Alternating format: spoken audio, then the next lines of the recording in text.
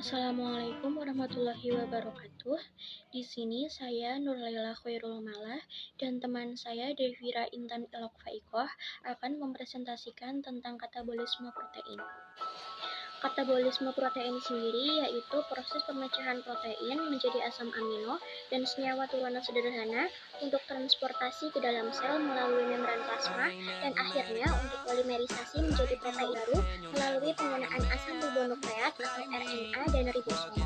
Katabolisme protein paling sering dilakukan oleh endoprotase dan non-spesifik. Asam amino yang dihasilkan dapat langsung didaur ulang untuk membentuk protein baru menjadi asam amino berbeda atau untuk dikonversi menjadi senyawa lain melalui siklus Krebs. Pada lintasan katabolisme, molekul-molekul yang berukuran besar seperti polisakarida, lipid, asam nukleat, dan protein akan terombak menjadi beberapa molekul yang lebih kecil seperti monosakarida, asam lemak, nukleotida, dan asam amino. Katabolisme sendiri terjadi pada proses pencernaan.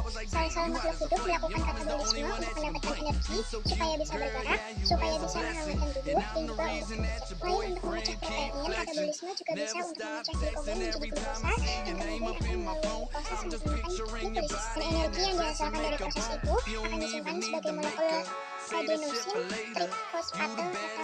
Hormon-hormon yang terlibat dalam proses katabolisme sendiri itu ada 4. Yang pertama ada kortisol, ada sitokin, ada glukagon, dan juga ada adrenalin. Hormon kortisol pada proses ini itu berperan dalam mengatur metabolisme protein, lemak, dan karbohidrat. Hormon yang dikenal sebagai hormon stres ini dihasilkan oleh kelenjar adrenal. Yang kedua ada hormon sitokin, berfungsi untuk mengatur interaksi antar sel dan berperan dalam mengatur sistem kekebalan tubuh. Beberapa jenis sitokin berfungsi untuk merangsang sistem imun, sedangkan beberapa jenis sitokin lainnya berfungsi dalam menekan aktivitas sistem imun. Yang ketiga ada hormon glukagon. Hormon ini dihasilkan oleh pankreas dan bersama insulin berfungsi untuk mencegah kadar gula darah naik. Terakhir ada hormon adrenalin. Hormon ini dikenal sebagai epinefrin yang dapat meningkatkan detak jantung, menguatkan kontraksi jantung, dan meningkatkan aliran darah ke otot. Proses katabolisme itu sangat penting bagi tubuh dalam menghasilkan energi. Dengan energi, maka jantung bisa berdetak sehingga seluruh jaringan tubuh pun mendapatkan suplai darah. Berbagai organ tubuh lain seperti organ mengkonsumsi makanan yang bergizi dan beristirahat yang katabolisme memiliki 3 aspek utama. Yang pertama ada glipolisis, yaitu proses katabolisme yang sangat penting karena merupakan proses memecah gula, misalnya glukosa menjadi pirufat bersama dengan produksi ATP, NADH. Dimulai dengan satu molekul glukosa, glipolisis adalah proses belum langkah yang akan menghasilkan 2 molekul pirufat sebagai produk menggunakan beberapa enzim termasuk kinase, mutase, dehidrogenase, isomerase, dan liase, serta konsumsi 2 ATP. Molekul glukosa dasar ini dapat dipecah menjadi 2 molekul pirufat, 2 NADH, dan 4 ATP. Karena 2 ATP dikonsumsi selama bagian konsumsi dari proses ini, untungan bersih dari pemecahan molekul glukosa adalah 2 ATP. Dari proses ini, untungan bersih dari pemecahan molekul glukosa adalah 2 ATP. Aspek utama yang nomor 2 itu adalah siklus asam sitrat. Siklus ini juga dikenal sebagai siklus Krebs. Siklus asam sitrat menggunakan beberapa produk glipolisis untuk produksi energi lebih lanjut, dimulai dengan molekul pirufat.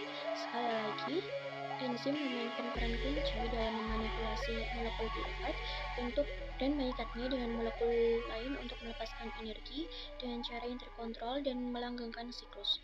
Produk dari satu putaran asam sitrat menggunakan 2 molekul pirufat terdiri dari 4 molekul karbon dioksida, 6 molekul NADH, 2 molekul FADH2, dan 2 molekul KTP. NADH dan FADH2 akan melanjutkan ke rantai transport elektron untuk produksi ATP yang lebih banyak lagi. Aspek utama katabolisme yang terakhir yaitu adalah deaminasi oksidatif.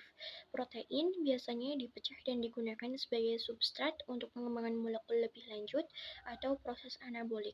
Namun, ketika ada kekurangan karbohidrat atau sumber energi normal, tubuh akan mulai memecah protein menjadi asam amino mereka melalui proses yang disebut proteolisis.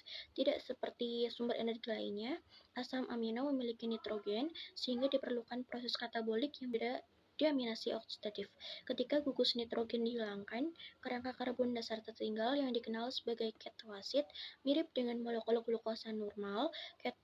Ketoasid dapat masuk ke dalam siklus Krebs menghasilkan energi atau dapat disintesis lebih lanjut menjadi asam lemak bebas.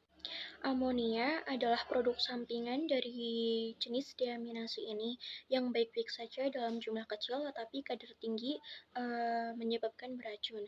Tubuh melawan dengan mengubah amonia menjadi urea di hati, di mana ia dapat ditransfer dari hati ke ginjal dan direaksikan di dalam urin kita.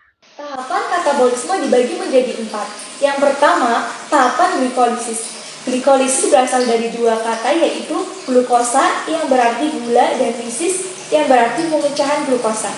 Glikolisis adalah proses pemecahan gula yang berlangsung dalam sitoplasma sel. Proses glikolisis memecah gula menjadi asam pirufat NADH dan energi dalam bentuk ATP. Dan yang kedua, dekarboksilasi oksidatif. Dekarboksilasi oksidatif adalah tahapan dari katabolisme setelah glikolisis. Asam pirufat hasil glikolisis dioksidasi oleh enzim pirufat dehidrogenase KDC untuk menghasilkan asetil koenzim A dan karbon dioksida. Nah, yang ketiga, siklus Krebs. Siklus Krebs atau siklus asam trikarboksilat adalah tahapan katabolisme untuk menghasilkan energi yang lebih tinggi. Siklus Krebs disebut siklus karena berlangsung terus-menerus dalam lanjut tertutup. Dilansir dari Dice Campus Open Textbooks, siklus Krebs memproses asetil koenzim A hasil dekarboksilasi oksidatif untuk menghasilkan energi. Nah, yang terakhir, yang keempat, rantai transport. Elektron dilansir dari Talk2Com, rantai transport elektron adalah rangkaian kompleks protein dan molekul pembawa elektron dalam bentuk mitokondria hingga rantaian transport elektron bertujuan untuk memproduksi energi dari NADH dan FADH. Nah, olahraga dapat membantu proses katabolisme berjalan dengan baik. Olahraga yang dapat meningkatkan proses katabolisme diketahui dapat mengurangi berat badan dengan membakar lemak lebih banyak serta membangun massa otot yang lebih banyak pula.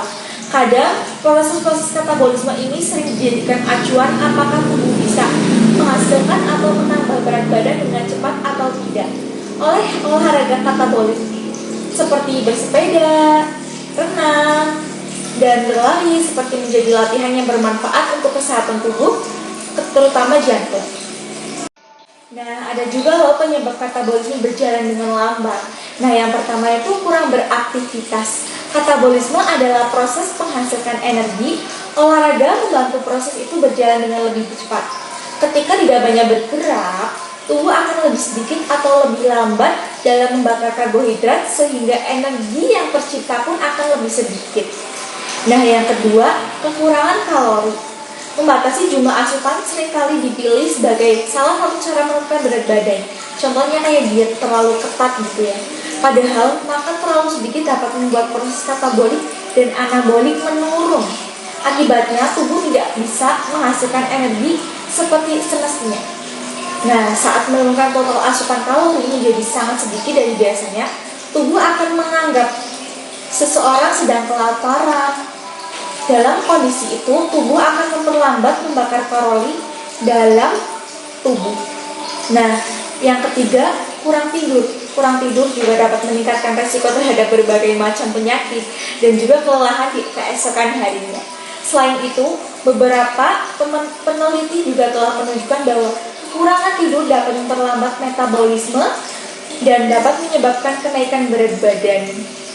Penelitian juga membuktikan bahwa kurang tidur dapat menurunkan tingkat metabolisme istirahat orang dewasa sehat pada pagi hari.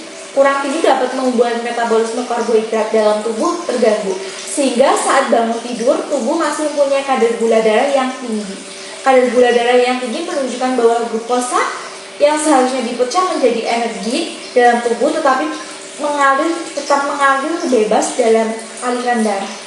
Dan yang keempat, stres. Stres juga dapat meningkatkan produksi hormon kortisol. Hal ini kemudian membuat nafsu makan semakin meningkat. Jika hal ini terjadi terus-menerus, kamu akan mengalami kenaikan berat badan karena karbohidrat yang tak dipecah menjadi energi disimpan sebagai lemak. Nah, kenaikan berat badan ini pada akhirnya dapat menyebabkan metabolisme tubuh yang menurun. Nah, yang terakhir, konsumsi obat-obatan tertentu. Nah, obat-obatan tertentu juga dapat memperlambat metabolisme dalam tubuh. Beberapa di antaranya, contoh obatnya itu kayak obat antidepresan, obat diabetes, obat steroid, dan terapi hormon. Jika merasa mengalami kenaikan berat badan setelah mengonsumsi obat tersebut, mungkin obat tersebut mempunyai dampak terhadap metabolisme tubuh. Apabila kondisi ini sampai mengganggu, segera diskusikan dengan doktermu. Nah, dalam menjaga katabolisme tentu berjalan semaksimal mungkin. Oleh sebab itu, dalam menjaga katabolisme tetap berjalan semaksimal mungkin, kamu dapat melakukan olahraga secara rutin. Nah, jangan diet terlalu ketat ya. Tetap kontrol dan jangan berlebihan juga. Sekian, terima kasih. Wassalamualaikum warahmatullahi wabarakatuh.